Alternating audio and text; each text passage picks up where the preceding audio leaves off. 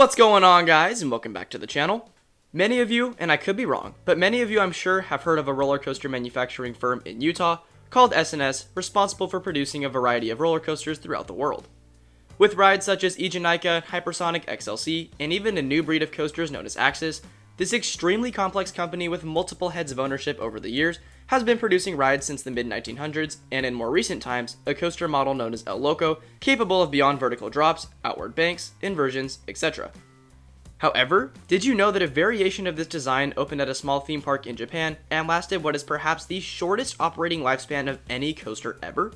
With a major accident its opening day and the permanent closure of it thereafter, this extremely bizarre coaster offered an experience unlike almost any other and was one of the biggest fails in amusement history. But where did it come from, and what happened that caused its closure? This is the story of Yomiuriland's Twist Coaster Robin.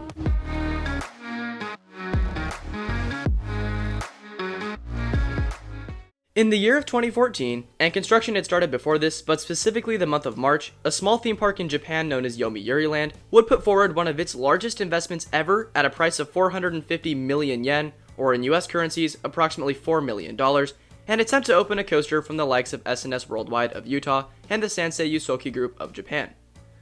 With a beyond vertical drop, an outward bank turn, an extended portion of inverted track, and a downward sloping barrel roll, this new coaster would follow the general layout of predecessors such as Steel Hog and El Loco, but did in fact see a few differences in design and operations. But before I get into that aspect of things and the history of the coaster itself, our story really starts back with the people that built the ride, who I already mentioned are accredited to S&S of Utah and Japan. S&S Sports Incorporated, created in 1994 by Stan Checketts and his wife Sandy, hence the name S&S, produced trampoline and bungee jumping equipment for action parks before getting into ride design. Later that same year of 1994, S&S began producing air-powered amusement rides, which has since become the company's mainstay, and in 1996, S&S Sports was sold. In 2002, work was done in close quarters with the now defunct roller coaster manufacturer Custom Coasters International, aka CCI, as well as the creation of S&S Aero, which was formed after the bankruptcy of the extremely well-known coaster manufacturer Aerodynamics. 2004 saw 4 wooden coasters from this new company, 2006 many new and raw innovations, 2009 a large ownership change, and perhaps the most important, 2012, when 73% of the S&S company was sold on an interest level to an investor in Osaka, Japan.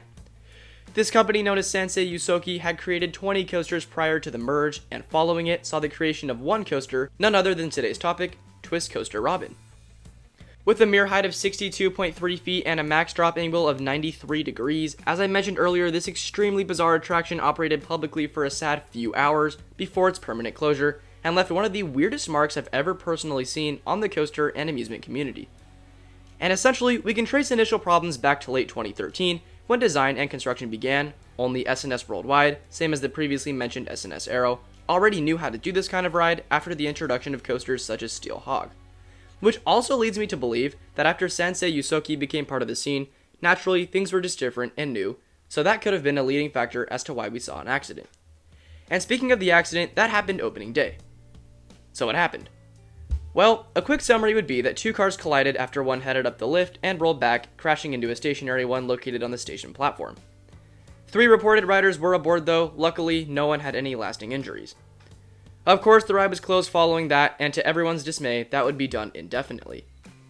However, the 2 years following would see multiple attempts to fix the ride, including a new chain, some track reprofiling, and repaired trains, but it wasn't enough, and in 2016, the coaster was dismantled and scrapped. So why cover this coaster? And now that you know what happened, why close it forever? Well, the honest truth is, the ride wasn't even that good in the first place.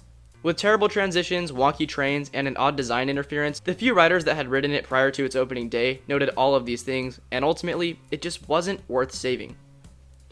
Oddly enough too, despite its accident and the history with S&S, there isn't too much to say on the coaster itself besides it being super bizarre and unique, so that's kind of why I decided to cover it today, and I appreciate those of you who recommended it to me.